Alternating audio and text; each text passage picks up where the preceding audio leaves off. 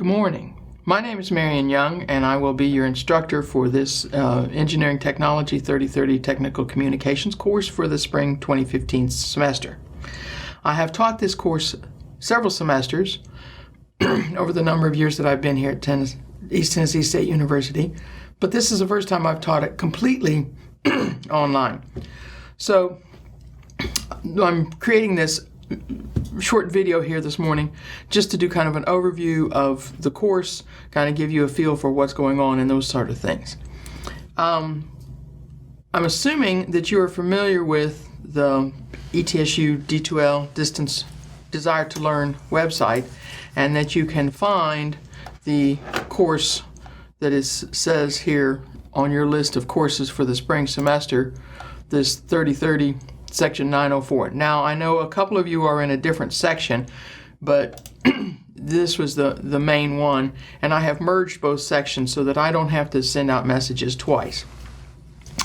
Under the content section of the tabs here, we'll go first here to administration and look at the syllabus. I try very hard to create the syllabus at the beginning of the semester and use it all semester and try to stick with the schedule that gets created here. There are some basics here in the syllabus that you would expect to find in all syllabi. I'm not going to read this to you. I do expect you to read it because there's a lot of detailed information here on the syllabus about how things are going to be set up this semester.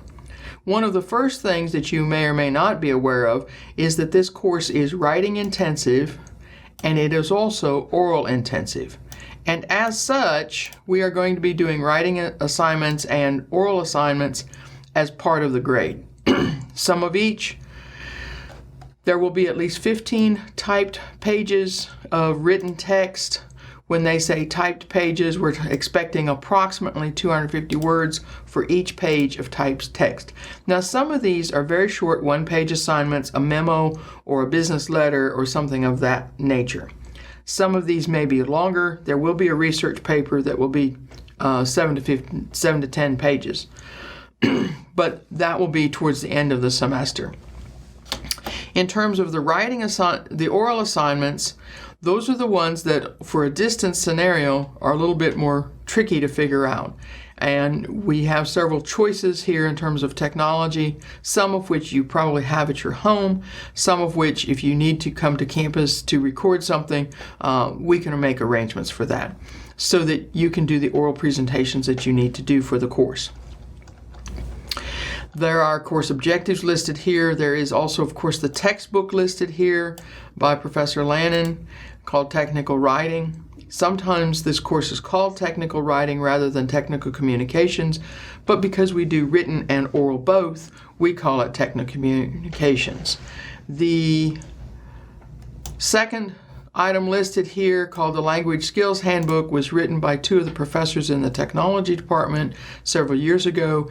And this Language Skills Handbook is the guidelines within the technology department of how we would like to have written and oral documents set up. Other information that will be very helpful to you is some form of dictionary. We're suggesting here the Webster's New Collegiate Dictionary, a thesaurus, to help you find the right word when you're not quite sure which word you want for whatever you're doing. And then the optional publication is the American Psychological Association publication. There are some excerpts of it within the context here of the D2L site. This is the format for how to do the assignments. How should the bibliography be set up? How should your longer research paper be set up? And all of those kinds of things. The schedule here, you will see homework 1 due, homework 2 due, and there's about one assignment a week. There is, for this particular assignment, a part 1 which is due on the 9th and a part 2 which is due on the 13th. The part 1 for that particular assignment is merely just, okay, what topic am I doing? And then at the end of that week is when the actual topic is due, because for that particular assignment, each student will have a separate topic. This is more reading for me, but it also makes my life more entertaining because I learn things from the reading that I do for the different assignments when each of you has a different topic to pursue. The mock interviews here, I'm not exactly sure how to set up that, but you will be tag teamed with at least one other student where you will interview them and then they will interview you, so you both have the opportunity to be interviewed and to be the person doing the interview and asking the questions. So we'll do some sort of team effort on those in students in groups of 2, unless we have an odd number of students in the class, and then we might have to have one group of 3. For the longer paper, we will have the bibliography due at a certain date. Later we will have the abstract and the outline due. Later there will be a draft of the paper due, and then finally the paper will be due, and associated with this paper there is an oral presentation.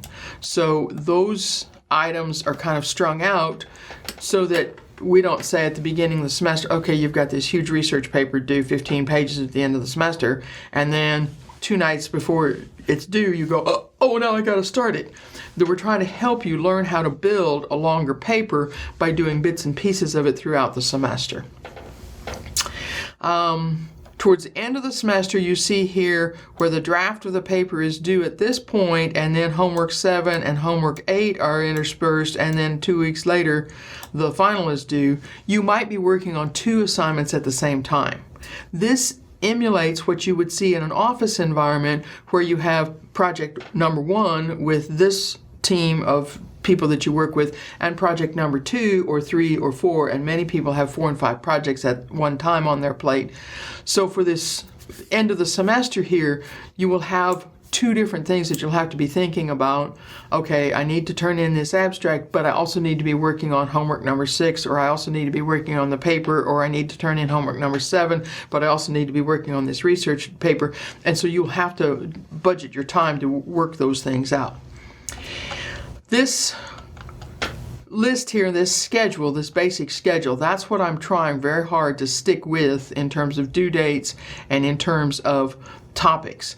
You see here that there will be a midterm exam. It's scheduled for March 4th.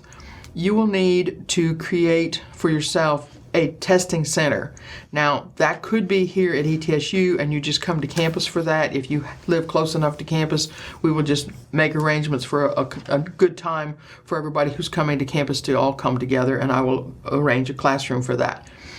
If you live far enough away that it's not convenient for you to come to campus for that exam, then you can go to a local community college and the testing center there and make arrangements for you to take the test there. We will need those arrangements early in the semester so that we can make sure that all the communications are done and that everybody understands, oh well, Susie's going to ETSU to take the test, and Joe and Jim are coming to Chattanooga to take the test, and Steve is going to Memphis to take the test. Wherever your hometown is, there'll be a community college that has a testing center that we can work and make arrangements for that. And the same will be true of the final exam during the last week, during final exam week. If you can come to campus, then you will, and if you need to go to a local testing center that's closer to your home, we can make those arrangements. We will be aware of academic misconduct. The largest trouble that we have in this particular course is with plagiarism, that folks just really don't realize, oh, I should have given a footnote for that or something. And there are some other links for that. The attendance policy, it's hard to grade attendance because you're not coming to a classroom and say, oh, well, Joe was late and Susie was on time and Steve, he just never came that day. But I can take attendance by monitoring how often you go to the D2L website, how long you stay, which items you look at while you're there. Now, most of that attendance, for that particular part of the attendance, I'm just going to be saying, did you go? Because it would be one way that some students do the D2L website is they look at the material and they read it online from the website. Other students will download it and read it offline later, or may even print hard copies of it. Those ways of studying is totally up to you. I don't care. I just want to make sure that you have attended the website and that you looked at the materials that were presented there, because they have information like this syllabus, what we're doing, how we're doing it, what's expected, those kinds of things. Different assignments are for different things, and here's some more details on the attendance when you say in this section. Some details here on the written homework. Those will be deposited into the D2L Dropbox, which has been created for them. There is a deduction of 20% for each 24 hours of work being late. I have picked 9 o'clock Friday evenings as a due date. I know many of you have a work schedule, and I'm assuming that probably a majority of you work through the day, 8 to 5, 9 to 6, something like that, and that by the time you got home Friday evening, you could maybe finish up, look it over one more time, and then have it in the Dropbox by 9 o'clock Friday evening. If you are one of those individuals who works a swing shift or works a night shift, then you might have to do it earlier in the day Fridays. But so long as the materials are in the Dropbox by 9 o'clock Friday evening, they will not be late. At 9:01, the 20% deduction kicks in because they're now late. And if it's still Saturday and it becomes 9:01, then it would lose another 20% and so on for as many days. After 5 days, you're getting 0 for the material. Now, there are a couple assignments that are tag team assignments with other students in the class. Even if it's late, no matter how late, you don't get any credit for it, but you still have to do it because someone of the other students is depending upon your input. We will be taking off and counting grammar and spelling and neatness and those kinds of things. Losing files because your computer crashed is not an excuse. You need to have backup. The APA manual style that we talked about a minute ago will be used for all documents. The goal here is that if we printed them out, they would fit on a standard 8.5 by 11 sheet of paper. Where some of those other details are here.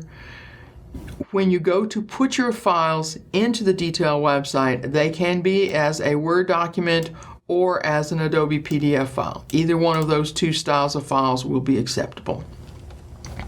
For the oral presentations, there will be some class discussions, some threads, some opportunities for you to have input that way. And there are several of them, and those all combined will be 5% of the grade.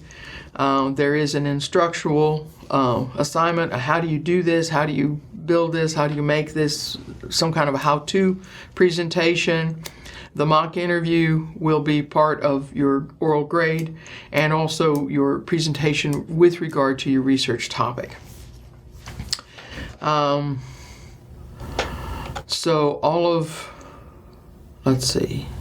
The research paper is 15% of the grade, and there are more specifics for it in other locations. Rather than putting all of that information here in the syllabus, I've created a separate document for the research paper.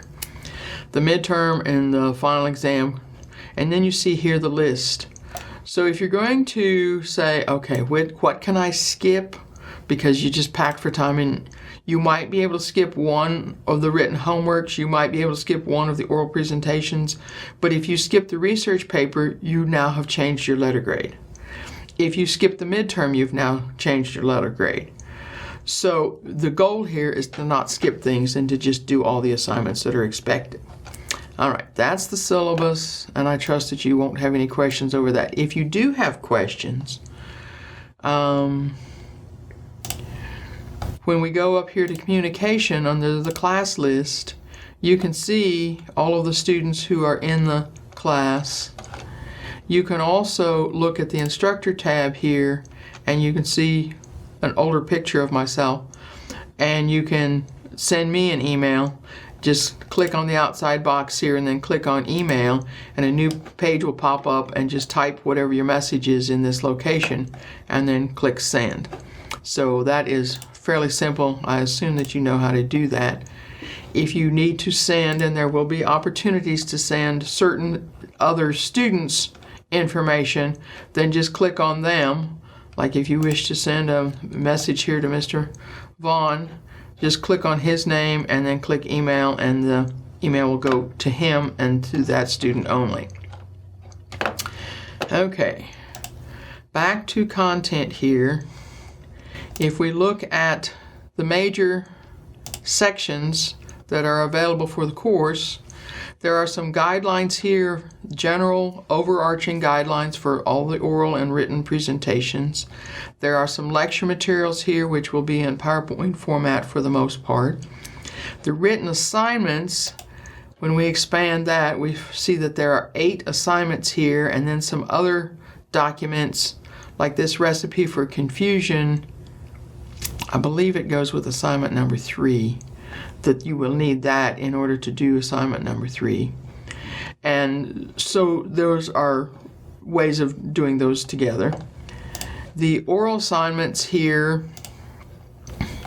the demonstration assignment is here and the research presentation is here, but the details of how to do the mock interview and the discussion pages, I haven't posted those yet, but I will before you really need to do them.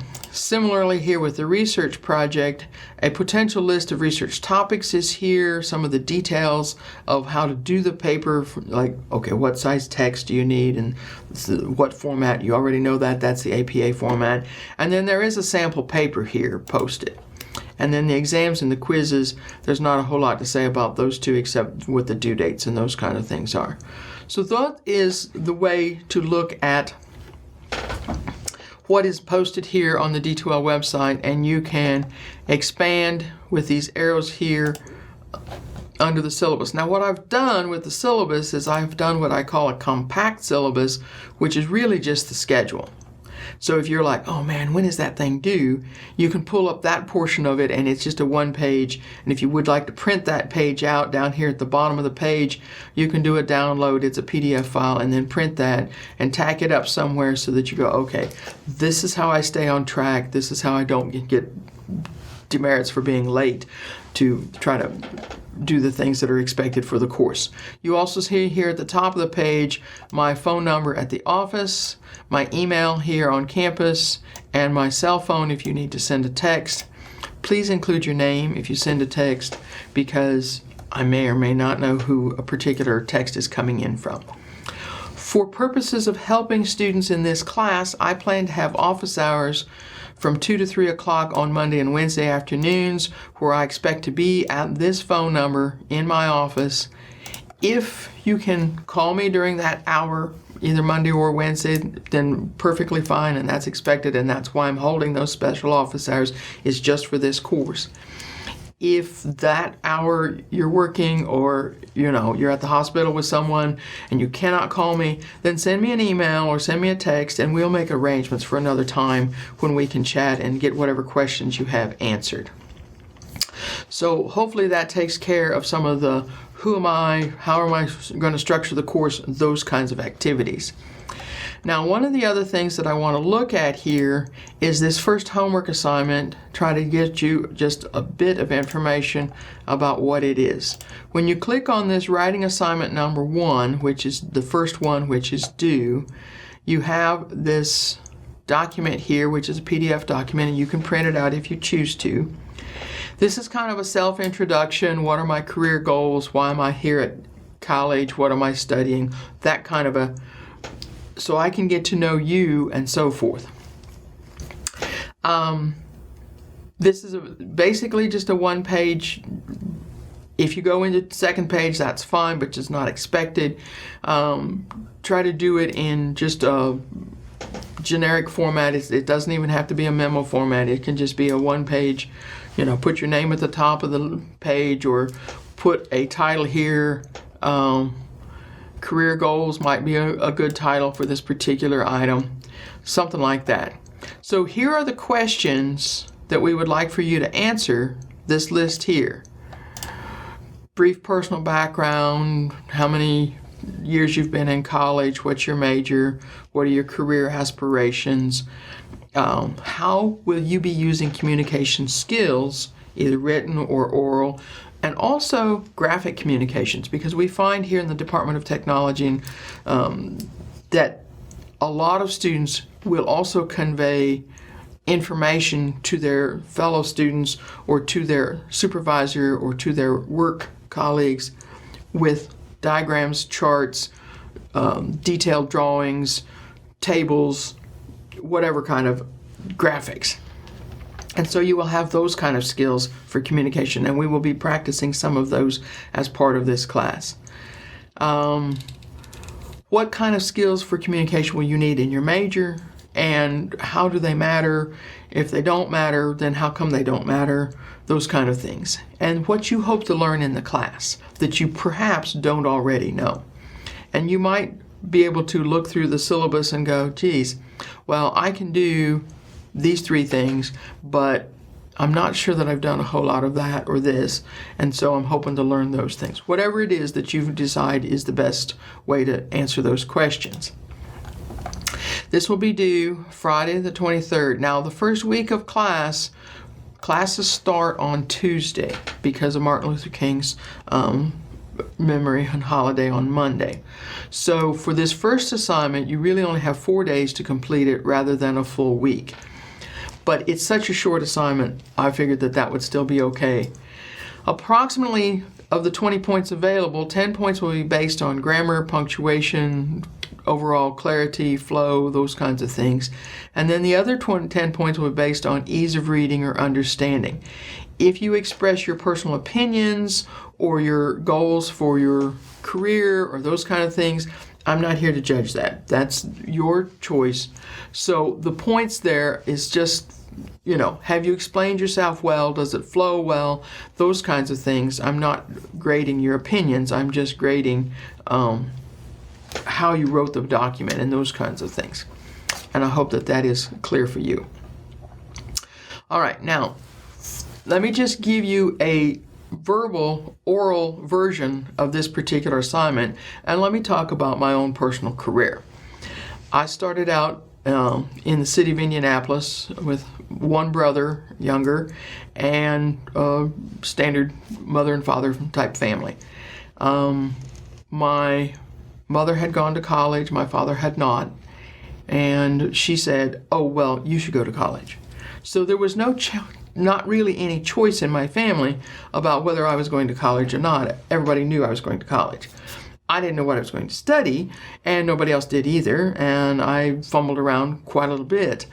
I ended up going to Purdue University in northern Indiana and studying forestry and conservation, because in the 1970s that was a big thing of ecology was just getting started and the green revolution was just being thought about, and going solar and having alternate energy sources was just a brand new way of exploring the world. When I graduated, there were about 100 applicants for each position and job that was available at that time. I didn't have a wonderful GPA, so clearly I didn't get the jobs that I had applied for. I remember one job interview, there were 10 or 12 gentlemen sitting around the table and me, and I was interviewing for a state park ranger to monitor a campground and help kids go on nature hikes and those kinds of things. Because I had had no classes in criminal justice or military or any of those kinds of things, and most of the gentlemen at the table were park rangers and wearing a pistol on their hip at the interview. Back then in the 70s, it wasn't uncommon for those kind of things to happen. I didn't get the job. So I ended up working for the Girl Scouts because I had done a lot of things with the Girl Scouts in my recreational time, and during college I had gone to summer camp with the Girl Scouts most every summer. So then I just kind of well, what kind of job do I want?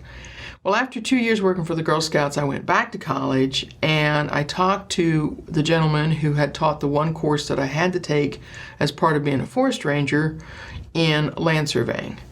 And it was an overview course from the forestry department, and he said, well, I need somebody to help me teach as a teaching assistant. Would you be interested? Well, it was one of the few courses in my undergrad career that I'd actually gotten an A in. I mean, I did okay, but I didn't do wonderful in everything. So I thought, oh, well, maybe I can do something. So I helped him teach that class, and there were 150 students in the course. I learned everybody's name, and I thought, take a clue.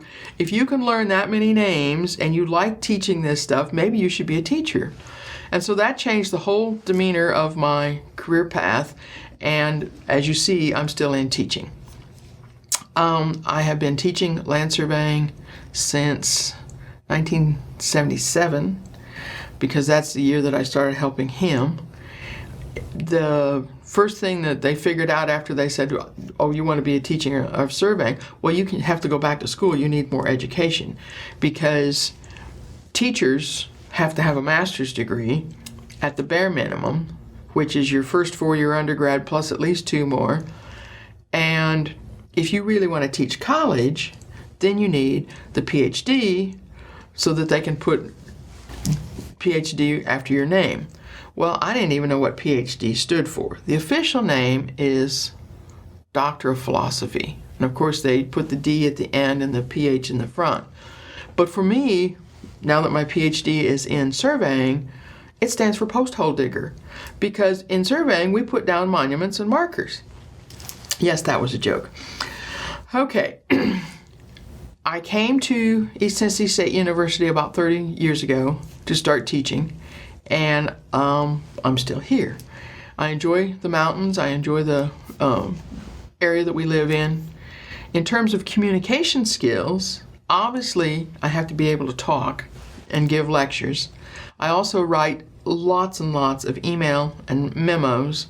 I have written over 100-page documents to justify the existence of the surveying program and to say, okay, we need to have this course in the freshman year and that course in the senior year, and about every 5 or 6 years we have to write a similar document, usually over 100 pages, with the other professors that also teach surveying for the ABET accreditation so that the program maintains its accreditation status. So I do lots of written and lots of oral communications. I also enjoy doing CAD drafting and assisting various nonprofit organizations with, floor plans for this new building. Or a friend of mine had a house and she wanted to put a hot tub in the backyard, but she didn't know where to put it. And we had to go and find the zoning regulations and say, well, you can't be within 3 feet of your property boundary. So we had to draw a diagram and then go put some markers in the ground to say, here's where you should put the hot tub. And her husband was happy that we were going to be within the codes for his section of town and those kinds of things. So I've used my skills for work in terms of communication, but I've also used them for friends who just happen to need a little bit of help. Okay, that would be what I would write down for this first assignment. I would write all that stuff that I just said about myself into about a 1-page thing. Now, after I'd written all of that, I would go back through it and go, geez, did you really have to say all of that? It's now 3 pages long, and then it only has to be 1. What can you prune? What can you trim? How should you edit? And every assignment should be revised. And you could say things the long way. You can say things in a more compact writing style. For technical communications, which is what we are doing in this course, we want to be the most streamlined, the most compact, the most direct in the way that we do everything. Okay, so that would be what you would have in the first thing. Please read the textbook. The one that you see here in the syllabus. The technical writing book that Professor Lannan wrote. Here it is. It is a rather older textbook. You can probably find a used version of it at the bookstore, but that will be expected. And all of the references here, when it says Chapter 1, Chapter 13, grammar is an appendix, and all these other chapter numbers are from that particular textbook by Professor Lannan. I hope you have a good time with the course. If you have any questions, please send me an email. That's the quickest way to get a response. I do try to check email every day. Even now while we're on between semester breaks, I still try to check email every day. So good luck with the course, and if you want to come by my office, if you're on campus, please do so. Like I say, I'm having office hours specifically for this course, Monday, Wednesday afternoons, 2 to 3 o'clock. Thank you.